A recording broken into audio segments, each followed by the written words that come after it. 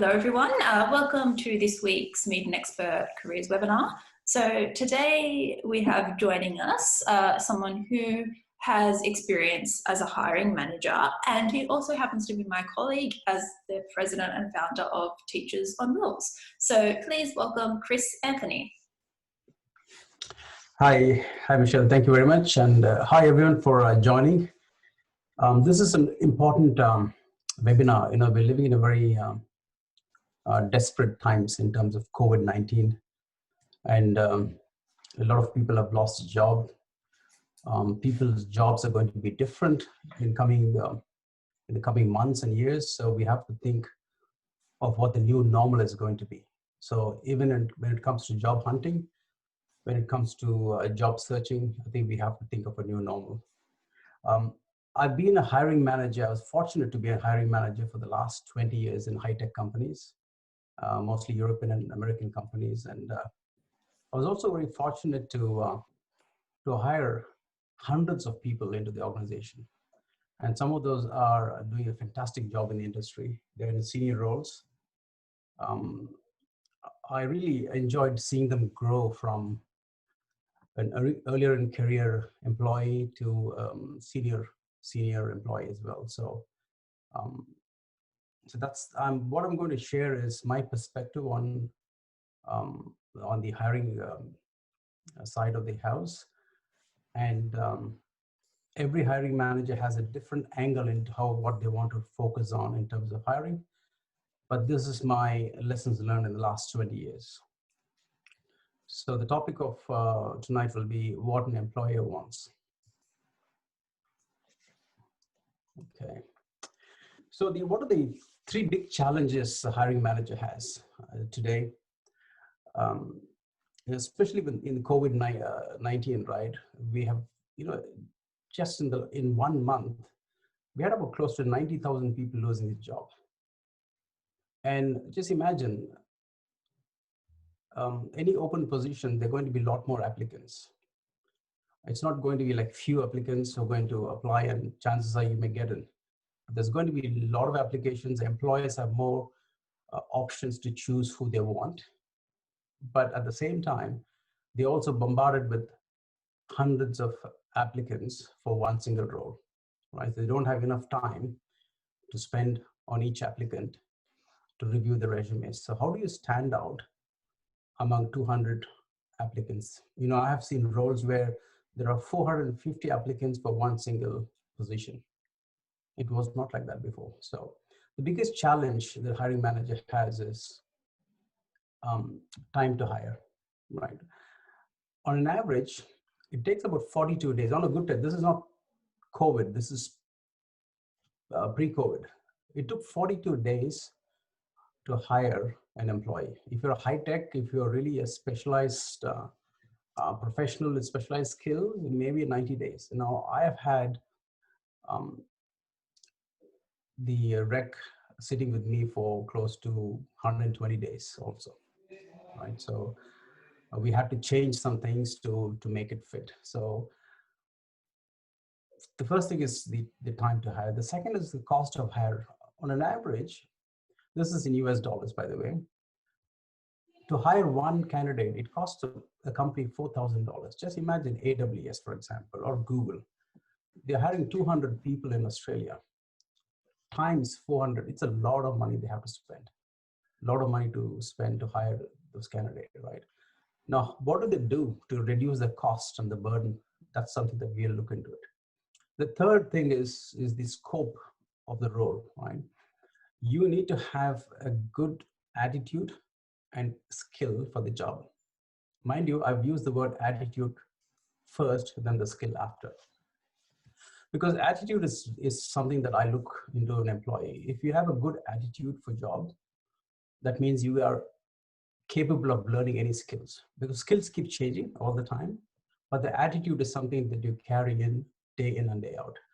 So when you go to the interview, that is what you show.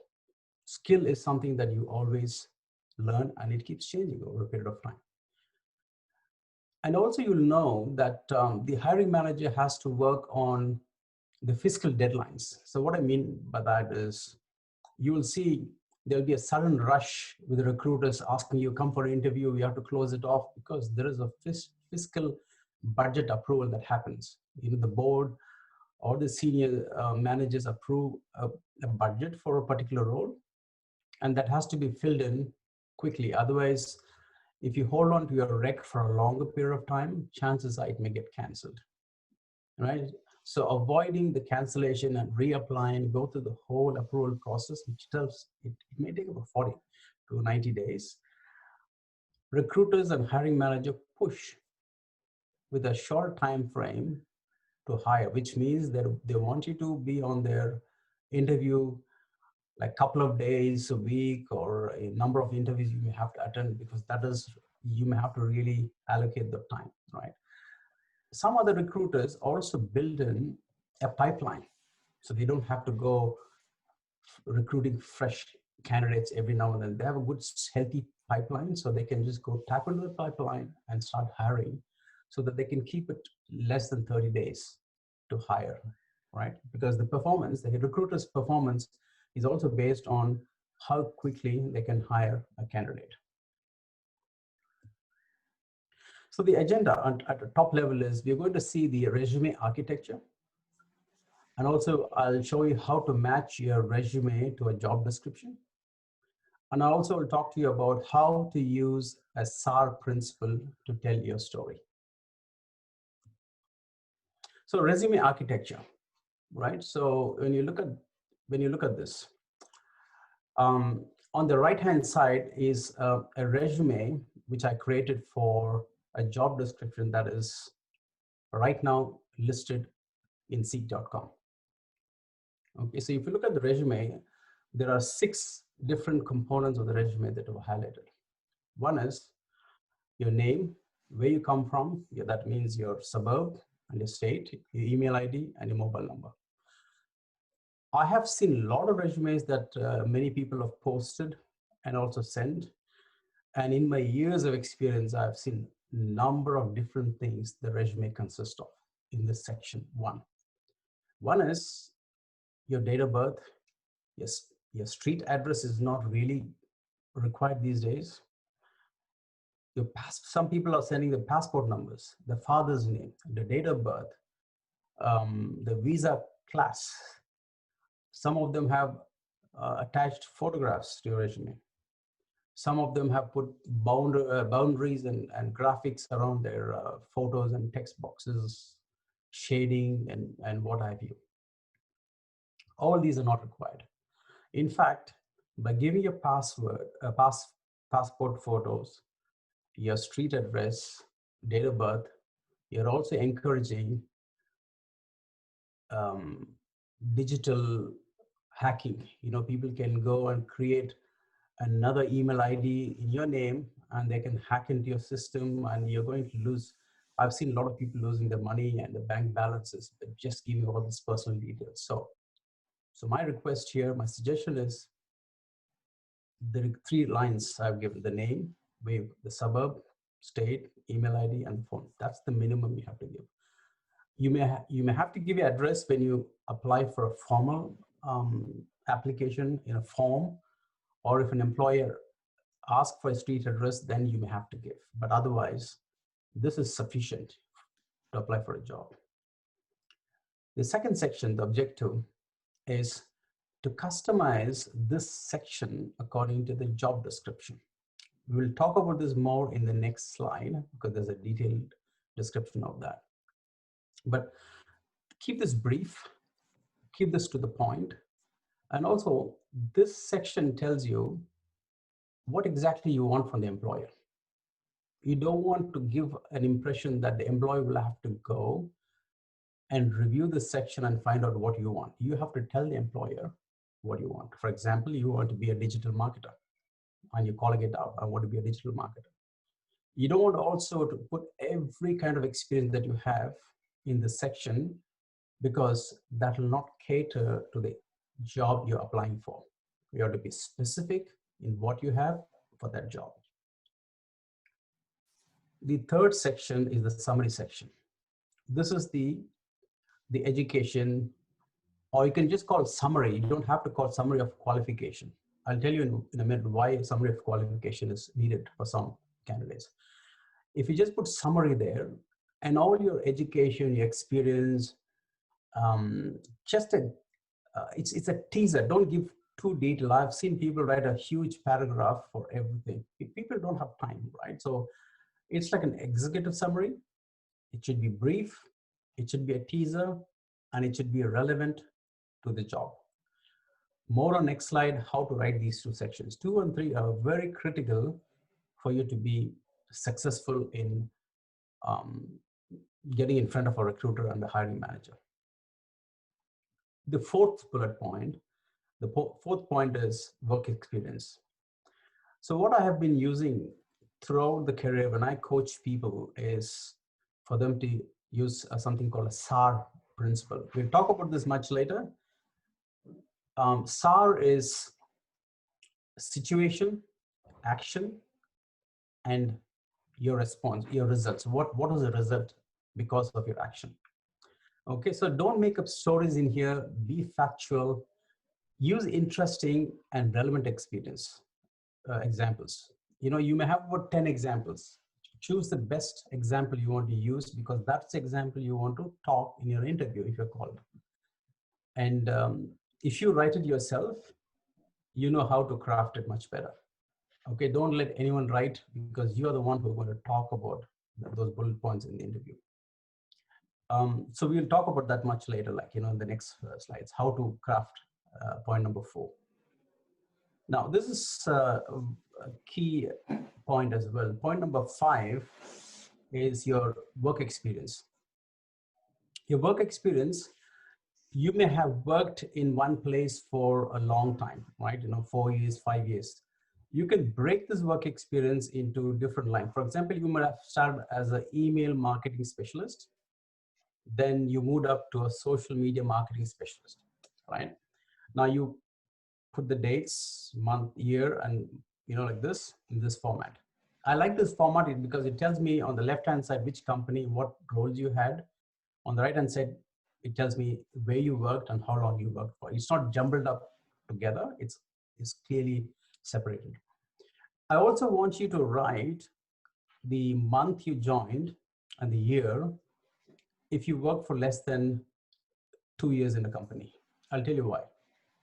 There was a candidate who applied for a job and the interview in the resume, it was December 2019 to 2020, say March. He didn't put December and March, he put 2019 to 2020. So I thought it's 12 months, 1 year, or 1.5 years. But actually when you dig down and find out how long did you work, actually he worked for like 2 months.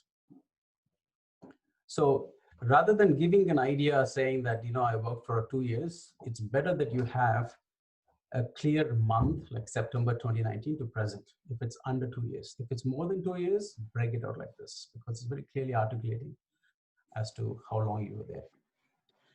Point number 6, education. Now, if you are an experienced employee, that means if you have an experience of like, say, 4 years and above, you put this number 6 as it is. Your degree, your specialization like social media marketing, digital marketing, and when you started, when you finish your degree, and what university. Now, I have seen resumes where applicants have put MBA, Masters in Marketing, Bachelor in Social Media Marketing, you know, 3 levels, and they're applying for an entry-level job. Now, straight away, as a recruiter, I'll say, he's overqualified for this job. I will not look at the resume because he's got an MBA, he's got a master's. So sometimes it's not that you're lying. You need to put the education that is relevant in that job description. If they asked you for a bachelor's with 3 years experience, put that. But if you have an MBA or a master's, later on after you get the job, you say, look, I have an MBA, I've done a master's. Can you give me an additional project that I want to do? I can do based on my skills. I want to learn more. That's a different kind of, a different way of utilizing your advanced skills and qualification.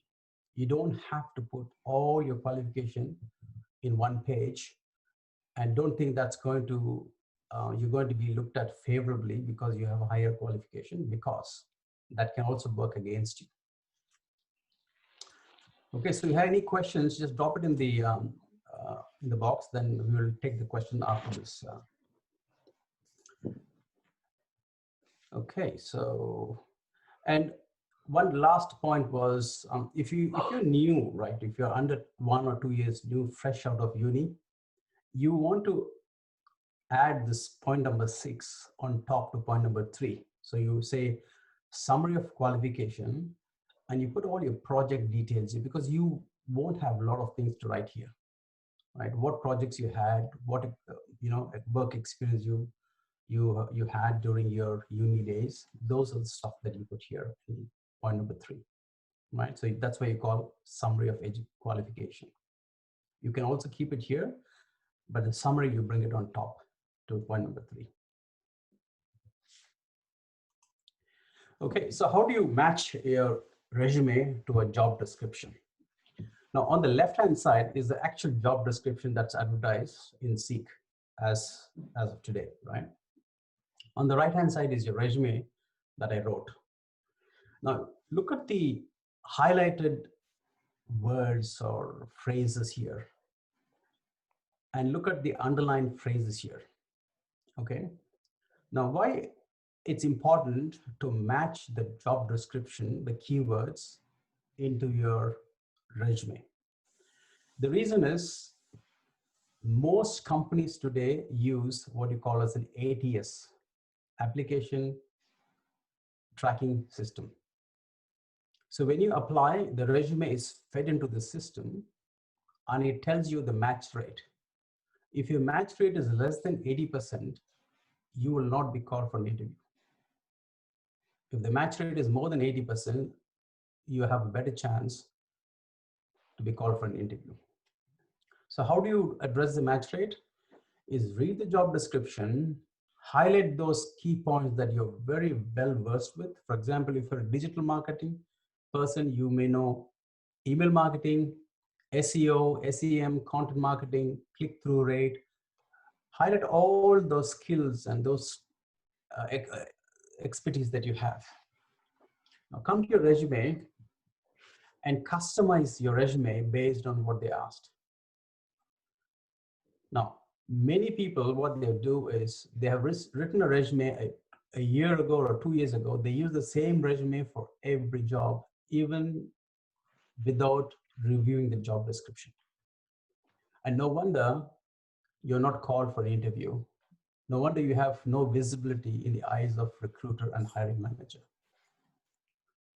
You may have to have an average job applicant following this method will have about 10 to 12 resumes, unique resumes. You have to sit and customize your resume, the objective and the summary based on this. It's very important that you do that. So this is the key. Okay, if you don't do that, chances are that you will easily miss your recruiter and a hiring manager. Now, so let's look at the other section, point 3 and 4 of that bullet point I had before, is the SAR principle. What is the SAR principle is? The situation, action, and result. What was the situation prior to your engagement? What is the action you took? And what are the results that you achieved because of engagement? So that's how you pitch your case. And this is the language we also use in the job interviews. So we'll ask a situation and we'll tell you, what is your involvement in that job and what is the result? Now, when you speak about that involvement, you don't say we, because that becomes a team effort. I'm asking, what did you do in that project? What was your contribution in the team? What is the result because of your contribution? So you have to be very clear, because you're not talking about a team here. You're talking about yourself, who is an applicant for the job. I've given you some examples, and I think I've helped some of you also through the resume review. And I have coached a number of employees to scale up and apply for better roles in the career. This is a key part. This is particularly important for experienced folks, who are like 4 years and above experience. Look at the first bullet point under ABC Media. Okay. Deployed and managed MailChimp email system for over 100,000 contacts with 20% annual increase.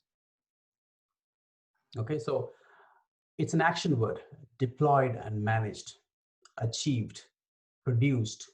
You have to use an action word, right? And also it copies the MailChimp email system. That's a requirement of the job description. So it's highlighted here. So I know I have experience in MailChimp. And also I'm telling that it's a deployment. That means it wasn't there before, and that was the situation, and I went and deployed. I've managed 100,000 contacts plus, which means it's a premium contract. They understand. If you're in marketing, they know that it's a large contact base, is a premium customer, right? And what happened? Because of your deployment, the agency that you worked for, in this case, ABC Media, they were able to grow the customer base by 20% year on year. So as a hiring manager, I look at this and say, wow, this guy's done something, right? I use the click-through rate. The average industry is 1.9%. If you achieve 1.9%, you're doing fantastic, right? In terms of click-through rate. And you said I've achieved above the industry average in a food and beverage campaign, because food and beverage campaign is what they've asked for. Mind you, I'm not telling you to make this up and put food and beverage, even though you didn't work for it, but use an example that you worked for. Be real, be authentic, because that will show up as you speak, right? Don't copy other people's resume, because that is not you. Use things, but practice the SAR principle. Take a notebook, write down the SAR principle, go through all the difficult situations that you've helped in your company. Think about all the challenges they had and how you overcame the challenge and what results you produced. What are your bosses telling about yourself? What are your peers telling about? What's the customer talking about you? What good feedback you got from them? That is what the results are. So you need to really articulate that.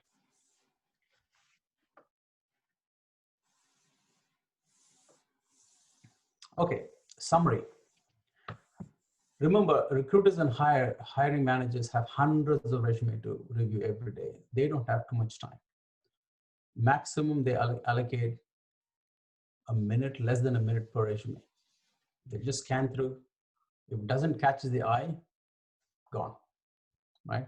And these days they use ATS, Application Tracking System, which is what decides whether you can make the shortlist or not, right? Why do they use application tracking system? Is because they want to reduce the cost. Like I mentioned, $4,200 per hire is a lot of money. Just imagine times 200 per year for a company like Google and Amazon. It's a lot of money. They would rather spend the money on a system that can do the job for them. Now your job is to beat the system and show your worth. And that's the whole purpose of this webinar.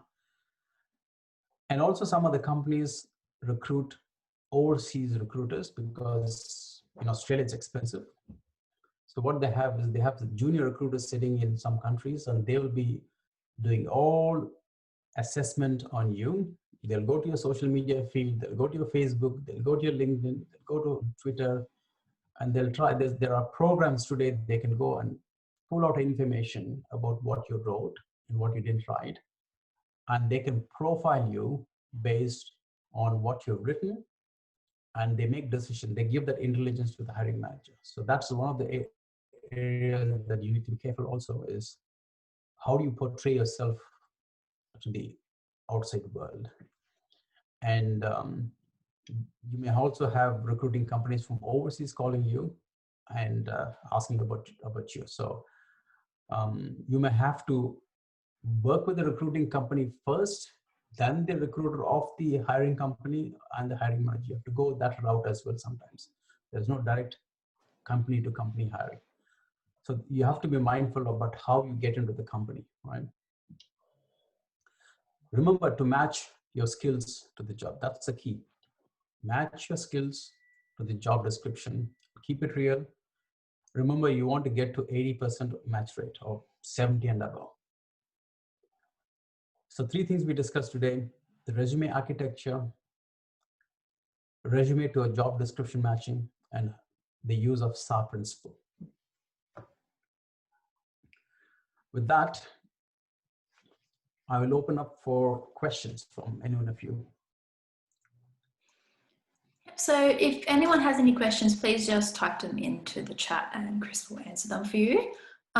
So I guess while we wait for some questions to come in, I'll just kind of ask you some questions from, I guess, from what I've noticed with, I guess, some common issues with resumes. So I guess you mentioned that there were some resumes that when you just look at them straight away, you're kind of just like, no, and you just toss them aside. So what is it in a resume that actually makes you stop and want to read it further? So when I write up a job description for a particular role, right, what we do is we have senior folks, myself, hiring manager, and 2 other folks will sit together and we write all the job requirements for that particular role. So we know exactly what they should be good at, right? So that's on top of my head. This is the problem I want to solve by hiring this person, right? Now, when I read my resume, I'm matching what's in my head, which I already put in the job description. If it's not there, chances are that I'm going to keep that resume aside because it's not matching to what my job requirements are, right? So that's the key. Now, before ATS, that's how we do. Now with the ATS, I don't have to do that because I can push the 450 resumes through the system and I get 20 resumes or 30 resumes pulled out and I can review that pretty easy, right? So I hope I answered your question, Michelle. Yeah. And so I guess in terms of, because I guess you mentioned that the design elements of the resume aren't necessarily that important. So I guess there are better ways to do it and worse ways to design, to lay out your resume. So I guess what would your main tips be for how to design your resume? That's a very important question, right? So, so what people want to do is, of course, if you're in marketing, you want to show the best resume. You want to dress up your resume to show how beautiful it is, how colorful it is. But when you send me the resume and when I put it in an ATS system, the ATS will not capture all those details, and it'll throw a lot of gibberish at an output, right? So as soon as I get this, it goes straight into not selected, right? Keep it in plain text. Remove all your shadows and all other things, right? So it makes it very, very, very difficult for them to reject you because your match rate has increased actually by keeping it simple. And so we actually have a question that's just come in.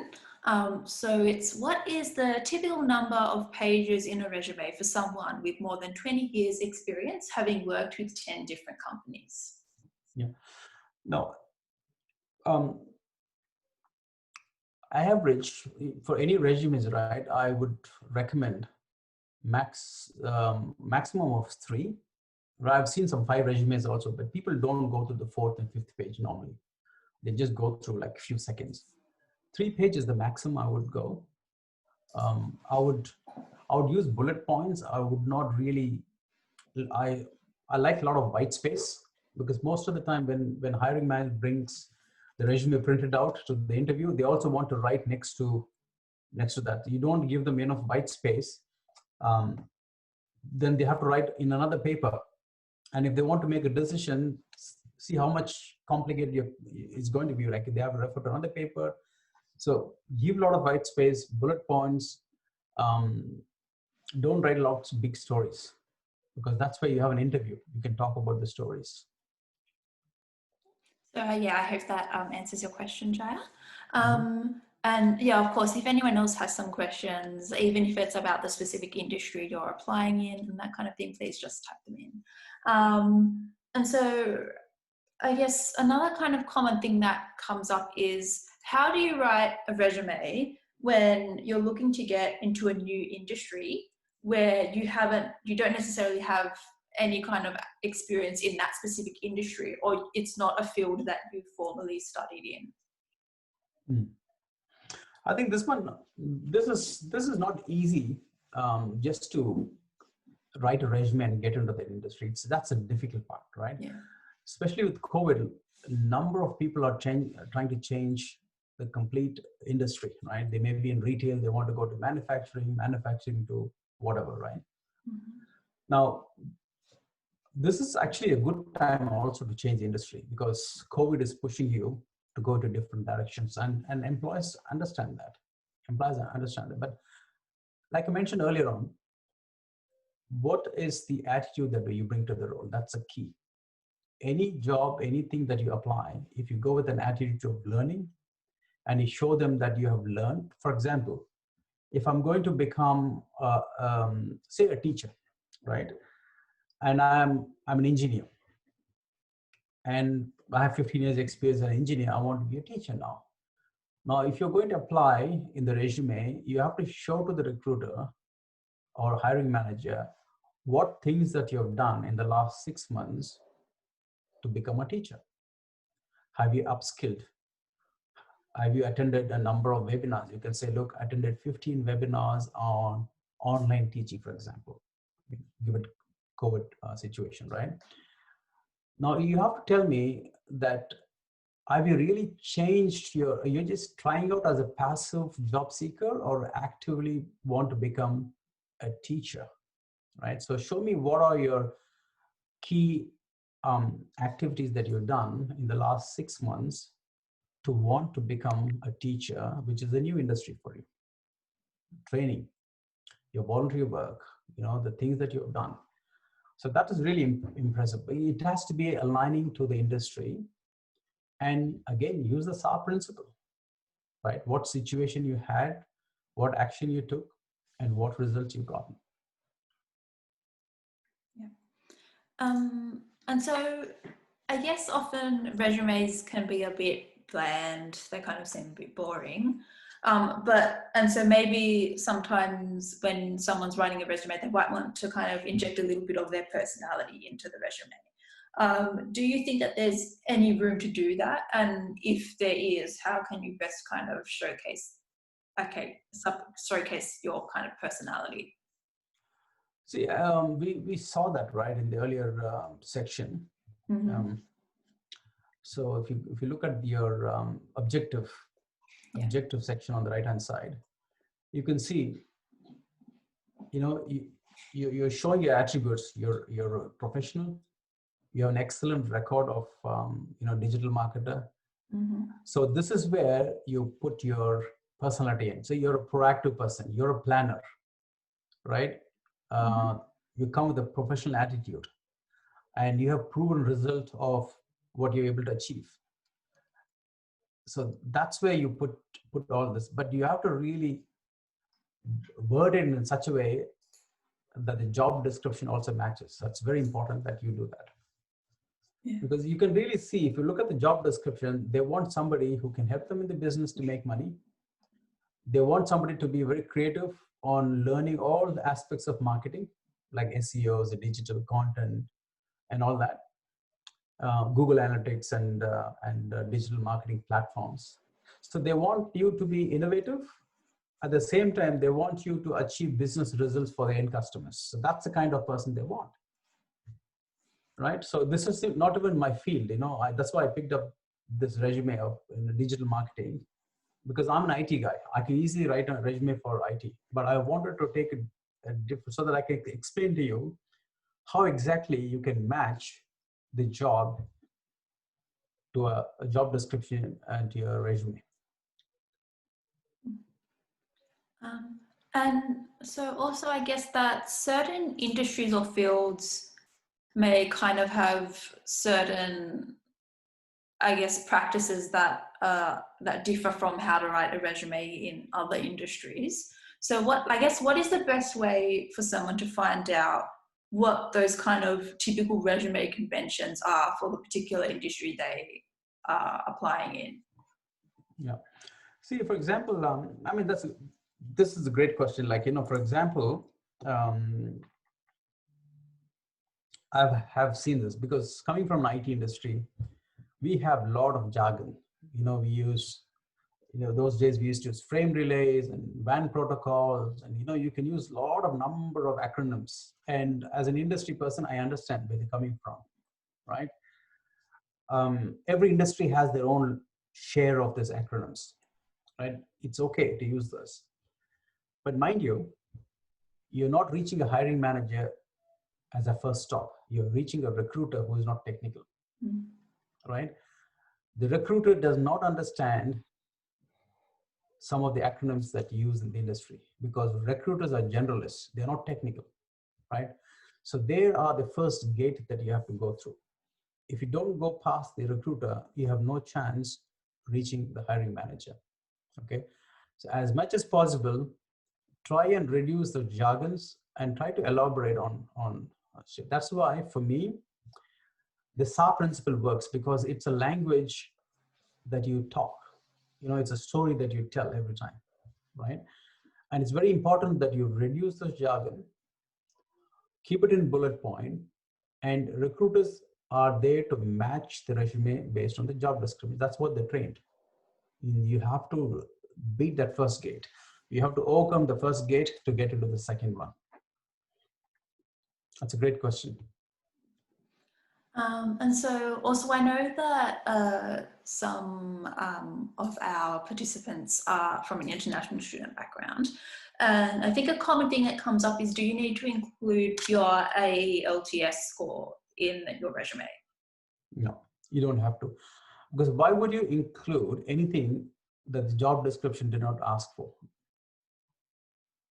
No job description will ask you. They should not discriminate you for that. So they will not ask you, what's your IELTS score, 6.5. They don't ask you that. They don't ask your passport number. They don't ask you visa category, right? Mm-hmm. So don't give any information that they've not asked for. Yeah. And so I guess kind of just to wrap up then, I guess what would your kind of, parting words be to everyone, those kind of final main tips that that are essential to getting that resume right? Yeah, so this webinar, right? This webinar is just to help you to stand out in front of a recruiter and a hiring manager, okay? Now, we'll have future webinars to how to stand out in a crowd. How do you really market? For example, one tip I'll tell you is, if you want to apply for a job, when you read a job description, when you read it thoroughly, have a pen and paper, circle it, have a marker, in different colors, mark everything, and then go write a resume for that. Don't have a resume template written like 3 years ago and keep sending it, because you're not doing anyone a favor. So please do that, right? Be quick to apply. Don't spend 1 week or 2 weeks before the advertisement comes. Be the first in the gate, right? Like I told you, tailor your resume to the job description. And also the objective and the summary is the key. Objective, summary is the key. Do not give out any other information that's not going to be useful. I think that's the main main theme that I'm trying to present here. Yeah, cool. Great. So yeah, thank you so much for that information, Chris. It was great to hear from someone who actually has experience hiring people and having to go through all of those massive piles of resumes.